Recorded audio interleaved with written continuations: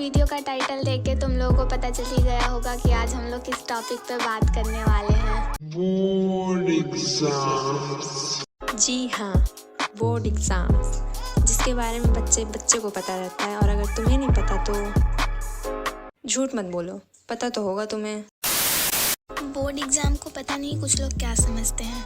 ऐसा लगता है हम बोर्ड एग्ज़ाम में ज़िंदगी की सबसे बड़ी जंग लड़ने जा रहे हों, जिसमें हमें जीतना ही ज़रूरी है। अगर तुमने भी अपना बोर्ड एग्ज़ाम दे दिया है तो तुम इससे रिलेट कर पाओगे, और अगर शायद देने वाले होगे तो रिलेट कर रहे होगे। वैसे बोर्ड एग्ज़ाम तो क्या हुआ? बोर क्यों कर रही है? टॉपिक पे आना। इतना चुभने लगा हूं सबको, छुरा तो नहीं हूं। सबसे पहले नंबर पे आते हैं हमारे पेरेंट्स। जी हाँ, एग्ज़ाम के टाइम हमारे पेरेंट्स हमसे एक भी काम नहीं कराते, क्योंकि उन्हें ऐसा लगता है कि अगर हम 1 सेकंड के लिए भी स्टडी टेबल से उठें तो पड़ोसी की लड़की पक्का हमसे ज़्यादा स्कोर कर लेगी। बेटा सुन जरा। अच्छा छोड़, तू बस पढ़ाई में मन लगा। कहाँ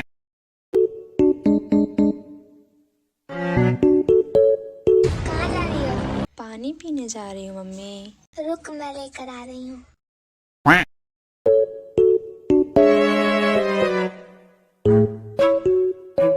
अब कहाँ जा रही हो? भूख लगी है मम्मी मुझे। रुक, मैं लेकर आ रही हूँ। 2,000 years later.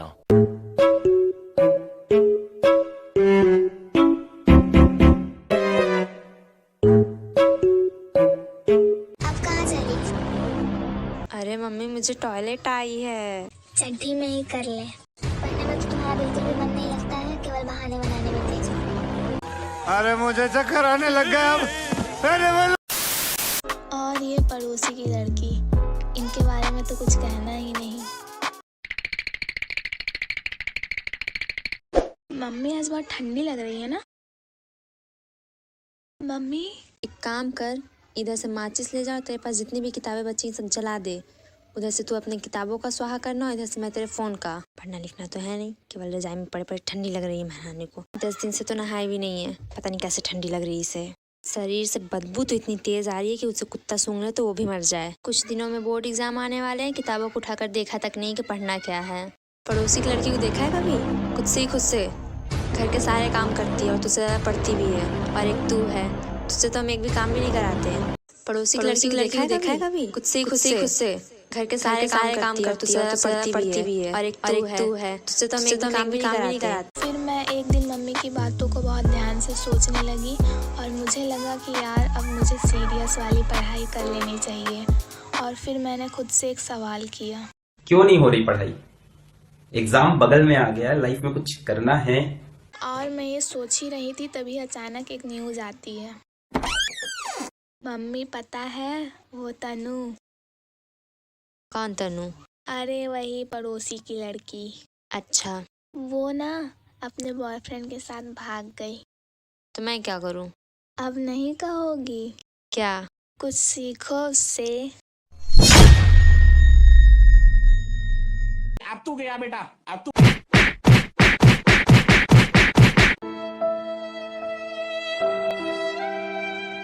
इस समय हमारे परिवार वाले हमारे अंदर से इतनी कमियां निकाल देते हैं कि हमारे अंदर सिर्फ अच्छाइयाँ ही बचती हैं। एग्ज़ाम के टाइम हम मासूम बच्चों के घर पर तो कुटाई होती ही है, ऊपर से स्कूल वाले भी हमारी बहुत अच्छे से मज़े लेते हैं। पेरेंट्स के बाद सेकंड नंबर पर आते हैं हमारे स्कूल के टीचर्स। हर स्कूल में कोई ना कोई एक ऐसा टीचर ज़रूर होता है जो पढ़ाई को छोड़कर दुनिया भर की सारी बातें कर लेता है अपने चमचों के साथ। तुम लोगों को पता है, कल मैं और मेरे हस्बैंड घूमने गए थे। वहाँ हम लोगों ने बहुत मस्ती की, बहुत कुछ खाया। ओह माय गॉड, उसके बाद क्या किया मैम आपने? उसके बाद क्या? उसके बाद घर आके हक दिया। मतलब इन्हें अपने घर की सारी बातों को क्लास में बताने में कितना मज़ा आता है, और उससे भी कई ज़्यादा मज़ा इनकी चमचियों को सुनने में आता है। ऐसे टीचर्स को पीछे वाले बच्चों से कोई मतलब नहीं होता, क्योंकि इनकी चमचियाँ तो आगे ही बैठी रहती हैं, और पीछे वाले बच्चों को तो वैसे भी टीचर से कोई मतलब नहीं रहता है। यहाँ पर सारे बच्चे एग्ज़ाम की टेंशन में मरते रहते हैं, वहीं पर ये लोग अपने अलग ही दुनिया में जीते हैं। यार मैं बचपन से पढ़ती आ रही हूँ, लेकिन मुझे आज तक एक बात नहीं समझ में आई। क्या? साली ये छोटी ABCD बड़ी ABCD से बड़ी कितनी है? छोड़ना यार, इससे तुझे क्या। कुछ दिनों में बोर्ड्स आने वाले हैं, 2-3 दिन सीरियस वाली पढ़ाई कर ले, उसके बाद तो मस्त गांजा फूकना ही है मजे मजे। A single piece of paper cannot decide my future. अच्छा बेटा, ठीक है तो अपने बाप के प्रॉपर्टी के पेपर पर मेरा साइन करवा दे। इस समय टीचर भी अनेक रूपों में पाए जाते हैं।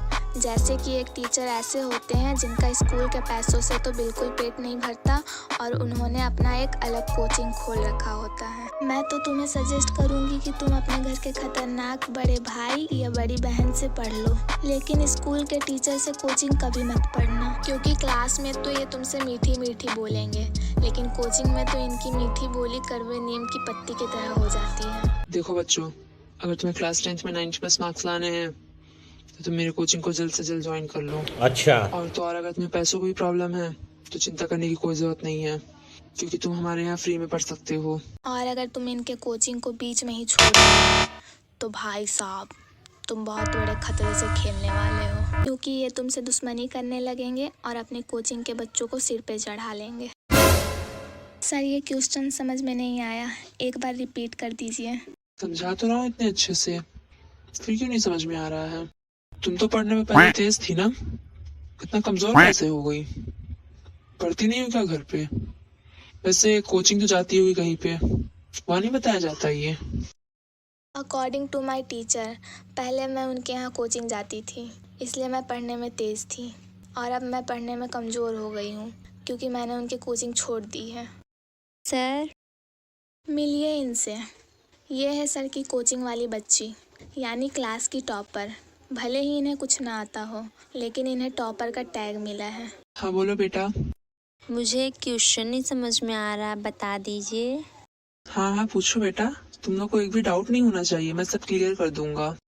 ऐसे कुछ ज्यादा नहीं हो गया? वैसे ये कोचिंग वाले टीचर्स पूरे साल तो अपने कोचिंग को स्पॉन्सर करते ही हैं, ऊपर से एग्जाम के एक दिन पहले भी यही करते हैं, when you enter in class 10th। देखो बच्चों, अभी जिसे भी मेरे कोचिंग आना है आ जाओ, क्योंकि एग्जाम के 1 महीने पहले अगर तुम सोचोगे मैं सर के कोचिंग चला जाता हूँ तो सर मुझे सब कुछ पढ़ा देंगे, तो ऐसा कुछ नहीं होने वाला है।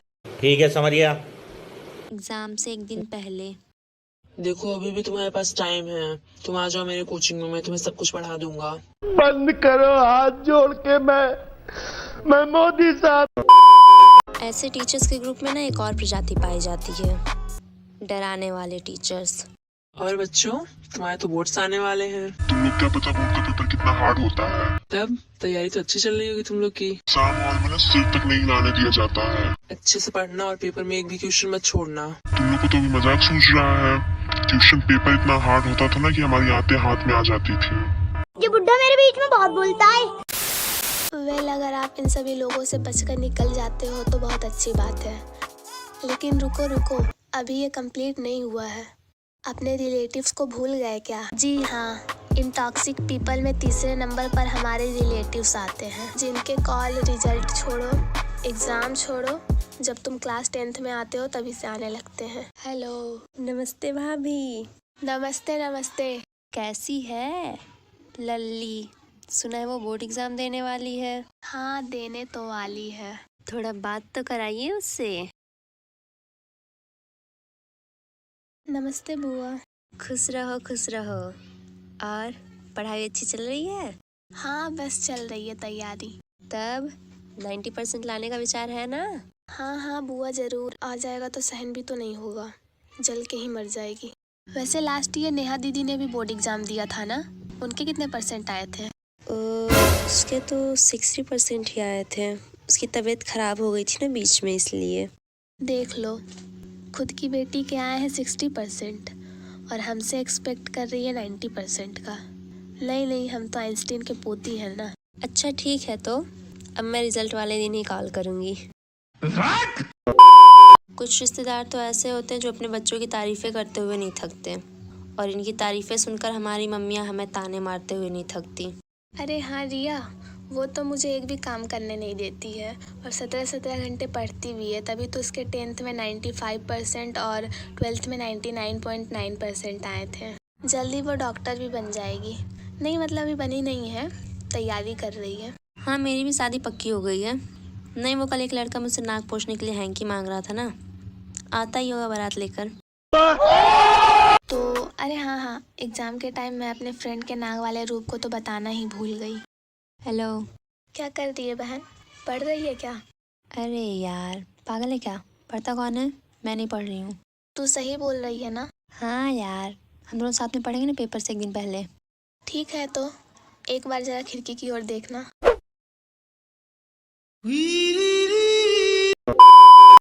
तो वीडियो ख़त्म हो चुका है एंड आई होप तुम्हें वीडियो अच्छा लगा होगा।